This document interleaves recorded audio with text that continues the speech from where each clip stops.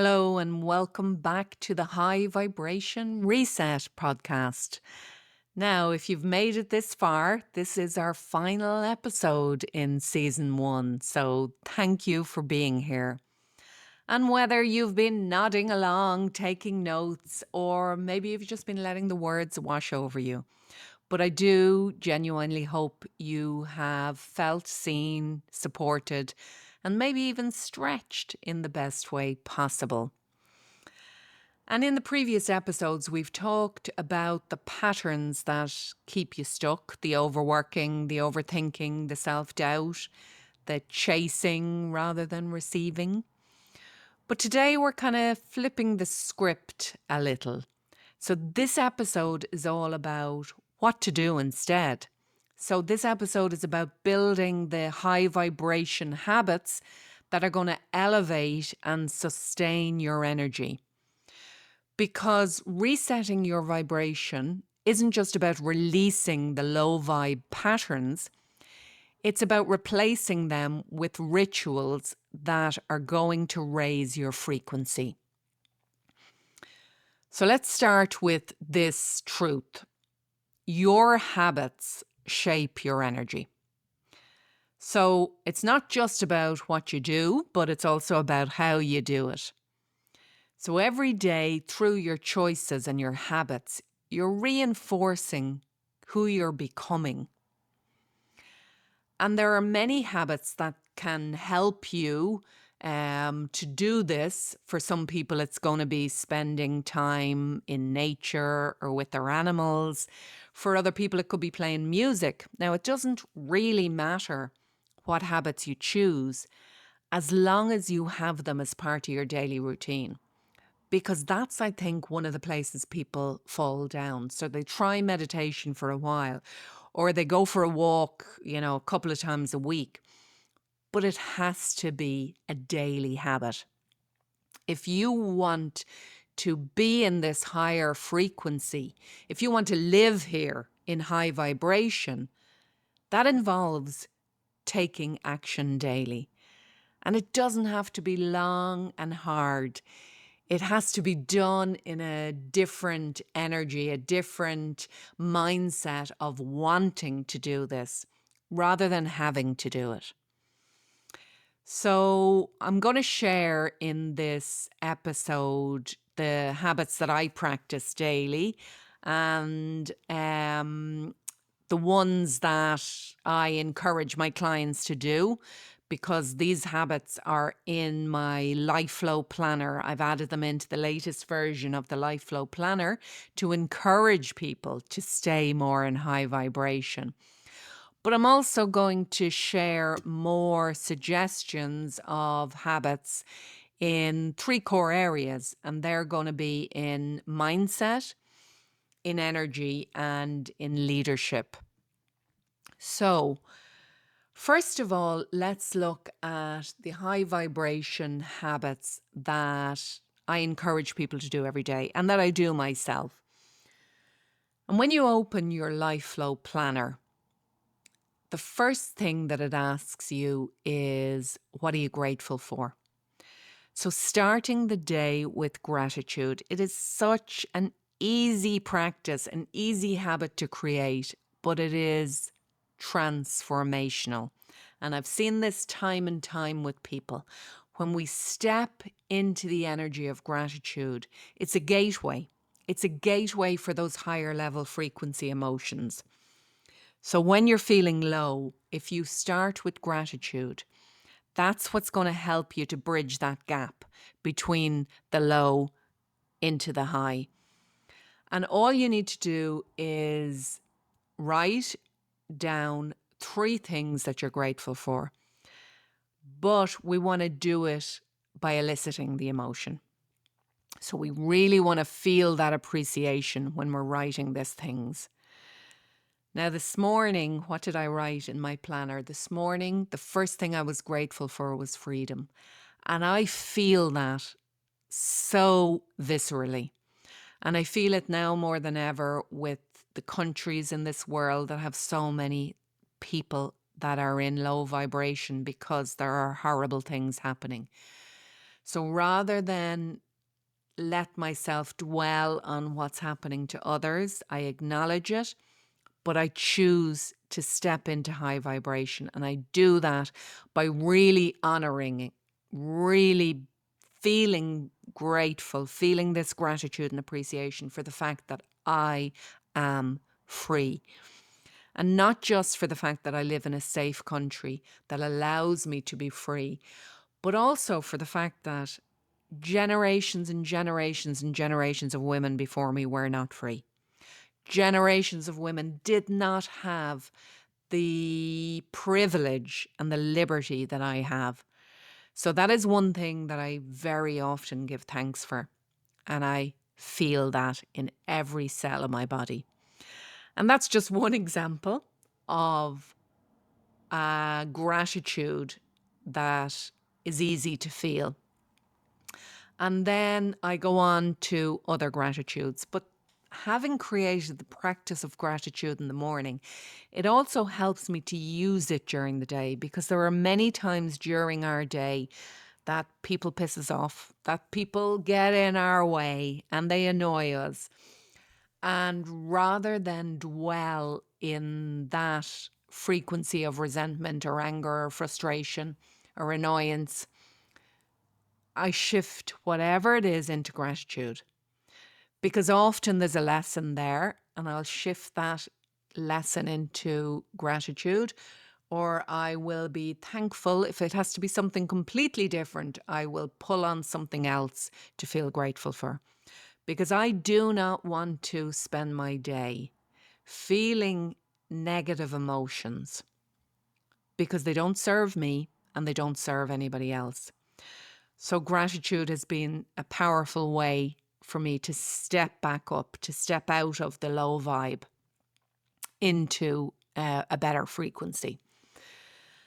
So gratitude is the first thing. The second thing is positive affirmations. Now, if you had asked me this a couple of years ago, I would not have felt the same way I do now about affirmations.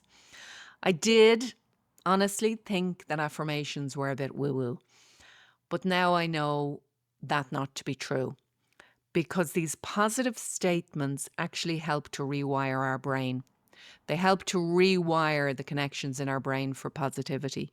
They help to reprogram our mindset for more to be in a more growth mindset, to be more positive, to even be more grateful.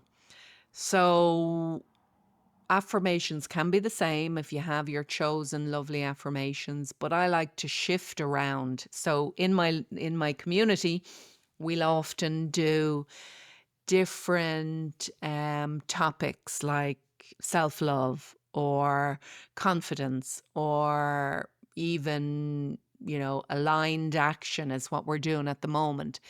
So the affirmations will be focused around that topic. So there'll be affirmations for self-love and self-compassion, and other weeks there'll be affirmations for feeling powerful and strong, and other weeks then, of course, for, being more focused or productive or aligned in the actions that we're taking. So we choose then. So the first thing is the gratitude. The second thing is to write 3 affirmations that resonate at this moment. The next is to focus on the priorities. So, what are my top priorities? And the fourth thing I get people to do is to reaffirm their goals. So, what are my goals? By reminding ourselves of our why, it helps us to step into the energy of that future self. And that's what we're trying to do, because we cannot achieve that future self goals where life is perfect in the low vibe state we're in today. So that's what we're trying to do. Our goals generally represent this future self that is, in great form. Life is good. Everything's perfect. So we need to move ourselves up into that vibration of the future self. So reaffirming the goals that we want helps us to do that and remind us where we're going and why we're actually doing this. So these are some of the smaller little habits that I do and I encourage my community to do. But also then we take a step back. If I roll back to even before I sit down with my planner, the very first thing I do in the morning is my meditation. So I will also start with mental gratitude and do a meditation. Now, that meditation could be anything. I am one of these people that gets bored quickly. So, and that's one of the reasons why creating habit for me took me years and years and years to master, because I don't like repetition. I don't like things to be the same. I am the type of person that moves fast, that thinks quickly, that moves on to the next thing, the typical overworker persona. But with my habit of meditation, I won't always do the same thing. So I might sometimes do my own meditation, sit in stillness, clear my energy. I might do something that is clearing up my chakras, protecting my energy. Other days, I might just listen to solfeggio beats, so binary beats, that music that actually physically helps us to raise our vibration. Or I might do some other type of meditation, guided meditation or visualization. So I mix it up, and that helps me to stay engaged. But meditation for me has always, or not always, but for the last number of years, it is my core habit. So when I meditate, I know the day is going to come out better. And what it allows me to do by doing that meditation, very first thing, is I'm setting the stage for the rest of the day. This is my intention. This is what I want for my day. I want to be in high vibration. So it helps me that during the day to remind myself of this fact. The other thing that I do is walk my dogs. And walking my dogs in nature. I don't always feel like it, but I use my concept of rise before your bull, which was the last book that I wrote. And rise before your bull, the concept is about getting up, not just in the morning, but getting up and doing the things that you said you would do before the bull kicks in, telling you that it's not a good idea. So there are times when I don't want to work, when I don't want to walk, because I want to work. I want to get straight into working. And I have to stop that voice that says working is better than walking, because it never is. Because when I go out in nature, that really grounds me and sets my vibration. So these are some of the habits that I use that help me to start my day in high vibration, but also that help me to reset during the day. So the reset piece is my grounding, going outside into the garden to ground myself. My reset is breathing during the day. My reset is resting, but it's also taking control of my mind.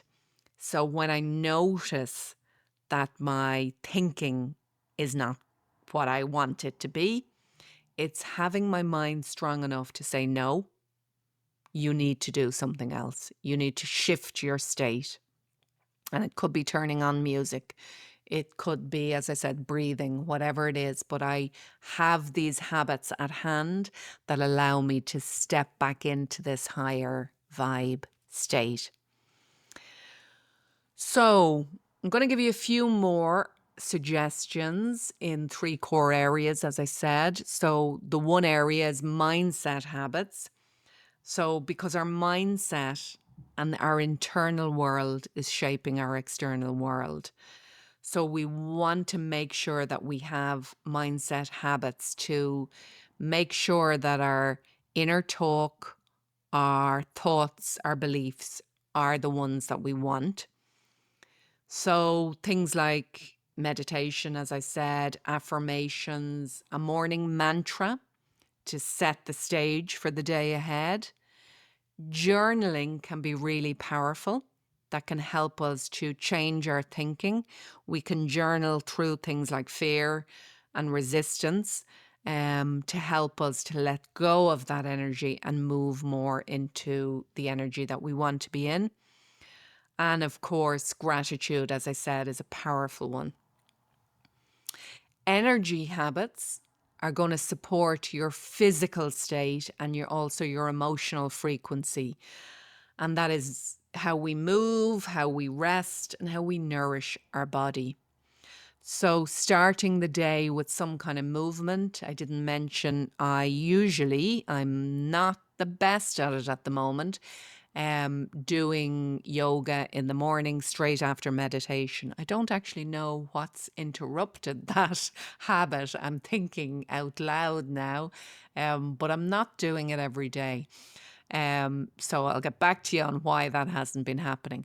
But I even do, when I did, 5 minutes of yoga, because there are certain yoga moves or postures that help me to de-stress or to release. I build up a hell of a lot of tension in my shoulders and neck. And there are certain poses that just help me to release that. And now that I think of it, I'm realizing that my shoulders and neck have been very tense, and looks like it's time to get back to my yoga. So doing these kind of things, so it could be 10 minutes of any type of movement or breath work in the morning to kind of ground your body, to become more embodied, and remind yourself that you do have a body, because we live so much in our heads that we often forget our wonderful body. Other energy habits are things like the food you choose to eat, how much water you drink, how much coffee you drink, and how many breaks you take. So I know you know the right thing to do. So maybe as I say these things, you realize, okay, that coffee habit has to reduce. You might consider swapping out the coffee for something like London nootropics. So it is a wonderful, the word is nootropics will help us to get our caffeine boost without the negative impacts. So there's one coffee that I take, which London Nootropics do. It's called Zen, and it has CBD in it. So that helps to counteract the effect of the cortisol. So we get the boost from the coffee, but we don't get the negative effects of the cortisol and adrenaline that usually come from the coffee. So that's just one possible swap that you can make there. I'll actually add in the show notes an affiliate link if you want to try it out. So taking responsibility for the things that are lowering your vibration. Possibly it's alcohol. Maybe it's not moving enough. Maybe it's not drinking enough water. Maybe it's eating too much sugar. Decide on one of those things that you are going to stop doing. You know, we can start to break habits and create new habits, but we can't do them all at once. So choose one thing that you think is going to have the biggest impact. And the third area of habits that can support your high vibration is things like protecting your calendar. Protecting it like your energy depends on it, because very often it does. So being assertive when you need to say no, but doing it kindly. Also preparing your week ahead in advance so that you're much more focused. And this again, I've mentioned it before, but this is why I created the Lifeflow community. because I created the Lifeflow Planner with all of these things in it. Wonderful, wonderful stuff. And at the beginning of the planner, I gave people, there's 2 pages on how to use your planner. I even created a course on how to use your planner. But it shocked me in how many people never really got started. And no judgment if that's you, okay? No problem, because you're not alone in that. So that's why one of the reasons I kind of created this accountability group in my Lifeflow community, to give people a space to come together to do their weekly review, where they can focus and make a plan for the week ahead, and also reflect on what's working and what's not working, so they can reset quickly. It also includes a co-working space on a Monday, so that you can kind of set a time for yourself to focus on a particular task or job that you haven't been doing.